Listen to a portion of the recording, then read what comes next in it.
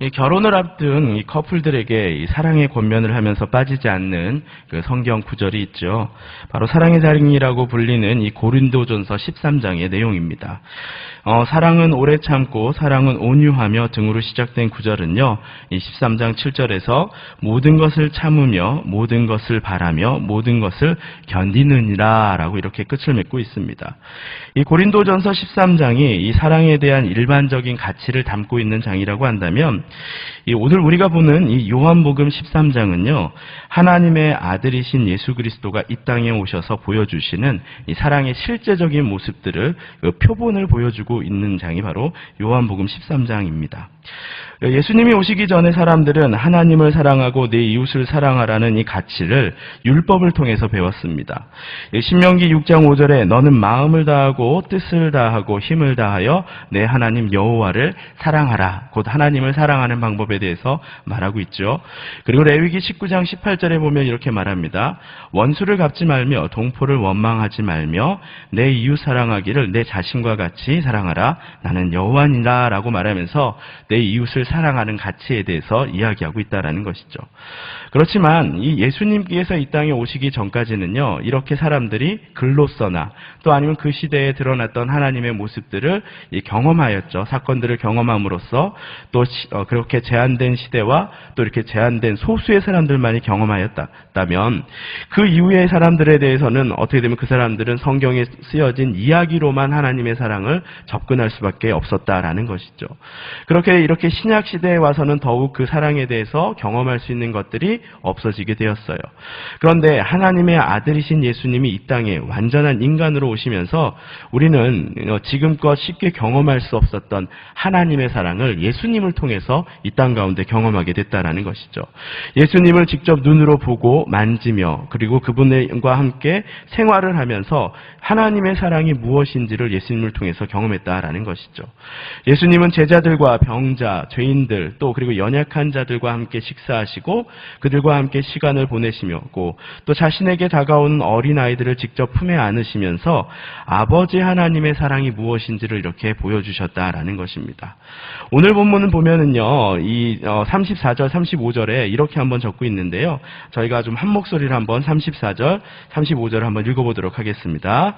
새 계명을 너희에게 주노니 서로 사랑하라. 내가 너희를 사랑한 것 같이 너희도 서로 사랑하라. 너희가 서로 사랑하면 이로써 모든 사람이 너희가 내 제자인 줄을 알리라. 이런 면에서 오늘 본문에서 나오는 이 말씀은요. 요한복음 13장은 예수님의 사랑을 새 계명을 너희에게 보여줌으로써 예수님의 사랑이 도대체 무엇인가를 우리에게 알려주고 있다라는 것이죠. 그래서 사랑의 어떤 완성편을 보고 있는 듯한 느낌을 들 정도입니다. 이 오늘 본문 31절과 32절은 바로 오늘 본문이 이제 시작되는 부분입니다. 이 십자가의 사랑 곧 예수님이 받으신 십자가의 영광에 대해서 말하고 있죠. 이 마지막까지 가룟 유다가 회개하기를 바라셨던 예수님의 사랑이 바로 전편에 나왔었어요. 그런데 오늘 그 사랑을 뒤로 하고 이 배신을 하는 유다의 모습이 나오게 되죠. 그가 나간 후에라는 표현을 빌러서 이제 예수님의 십자가에 달릴 때가 되었다라는 것을 본문은 이야기하고 있습니다. 그런데 웨스터민스터 신앙고백서에서는요. 이 사람의 제일되는 목적에 대해서 말하기를 하나님을 영화롭게 하는 것, 다른 말로 말하면 곧 영광스럽게 하는 것이 사람의 목적이다라고 말을 합니다. 그런데 31절에 보면 오늘 예수님께서 이 완전한 하나님이시면서 또 완전한 인간으로 오신 예수님께서 하나님께 어떻게 영광을 돌리는지를 보여주고 있어요. 지금 인자가 영광을 받았고 하나님도 인자로 말미암아 영광을 받으셨다. 이 표현을 하고 있죠. 그것은 바로 예수님이 하나님 아버지의 그 구원 계획, 곧 십자가에 달리는 것에 대해서 어떻게 했다라는 거예요. 받기로 하셨고 그리고 그 구원 계획을 받기로 하신 것으로 인하여 하나님께서 영광을 받으셨다라는 것이죠. 예수님의 순종함과 복종함으로 그 아버지의 뜻이 오늘 이루어지고 있다라는 것을 이야기하고 있는 것이에요.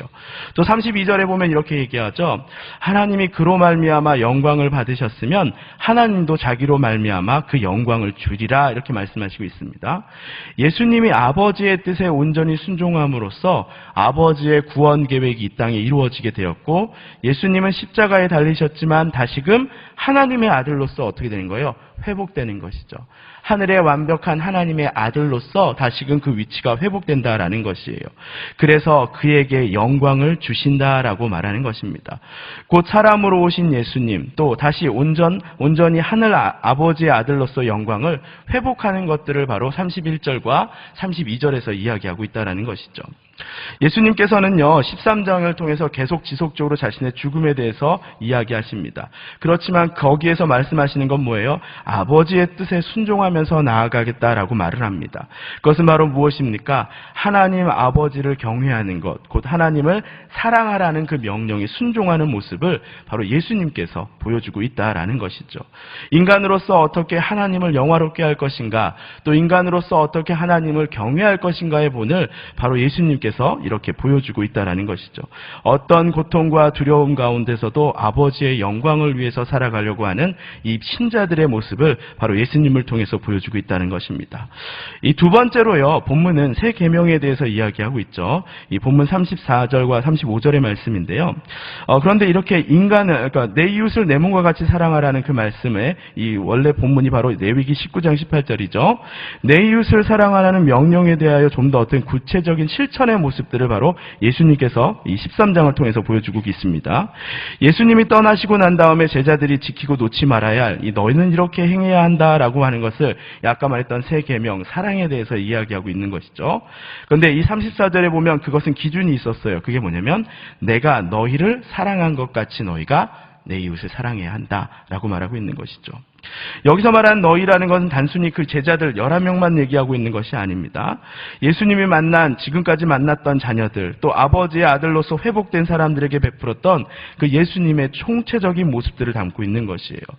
어쩌면 나는 죄인을 구원하러 오셨다는 예수님의 말씀처럼 예수님의 일생은 어떠셨나요? 죄인과 세리와 병든 자와 연약한 자를 진심으로 사랑하셨던 그 예수님의 모습, 또 심지어 그 제자들마저도 연약하고 배운 것이 없고 무식하고 또 심지어 제자였지만 자신을 배반하고 팔았던 유다와 베드로마저도 끝까지 사랑하고 섬겼던 그 예수님의 모습을 통해서 바로 너희가 이와 같이 너희 이웃을 사랑해야 한다라고 보여주고 있다라는 것이죠. 이 계명은 바로 이런 것이죠. 내가 생각하고 있는 이웃의 한계를 뛰어넘는 것이에요. 내가 생각할 때 나에게 편하게 대해주는 사람이 이웃이라고 생각했을지 모르지만 오늘 예수님께서 말씀하신 이웃의 경계는 무엇이에요? 자신이 한 것처럼 내가 사랑했던 사람들이 나의 백성이다라고 말씀하시는 것과 같다라는 것이죠. 우리가 만약 이렇게 예수님처럼 그 사랑을 베푸는 사람이 되었을 때 세상은 이로써 모든 사람이 너희가 내 제자임을 알리라라고 오늘 본문에서 이야기하고 있다는 것이죠. 여러분, 이런 말이 있죠. 믿음, 사랑, 소망, 그 중에 제일은 무엇이라 그래요? 사랑이다라고 말을 합니다. 이 성경에서 예수님의 사랑을 보여주는 그 가장 중요한 사건 3가지를 뽑으라고 한다면 아마 이걸 것 같아요. 십자가의 사랑, 예수님께서 십자가에서 보여주셨던 사랑이죠. 두 번째는 뭐예요? 제자들의 발을 씻기셨던 세족식의 사건. 그리고 세 번째는 무엇입니까? 자신을 배반하고 자신을 고소하였던 자마저도 뭐한 사건이에요? 용서하고 그들을 사랑했던 사건일 것이에요. 제가 아까 요한복음 13장이 바로 사랑의 장이라고 말했던 이유는 바로 이것 때문입니다. 이 3가지 사건이 바로 이곳 가운데 있기 때문이에요. 첫 번째 십자가의 사건이 바로 이곳 가운데 있습니다. 모든 자녀의 죄를 대신 짊어지고 값없이 주신 예수님의 사랑과 선택이 바로 오늘 본문에 있는 것이죠. 두 번째로 세족식에 드러난 사랑이 바로 오늘 본문에 있었습니다. 자신을 희생하며 나보다 남을 높게 여기고 섬겼던 예수님의 사랑이 바로 이곳에 있었어요. 또 마지막으로 가룟 유다와 베드로의 사건을 이렇게 샌드위치처럼 놓고 있잖아요. 그 사건을 통해서 드러난 사랑이죠. 마지막까지 포기하지 않고 용납하고 관용하고 포용하던 예수님의 그 따뜻한 사랑이 바로 이곳 가운데 있다라는 것이죠.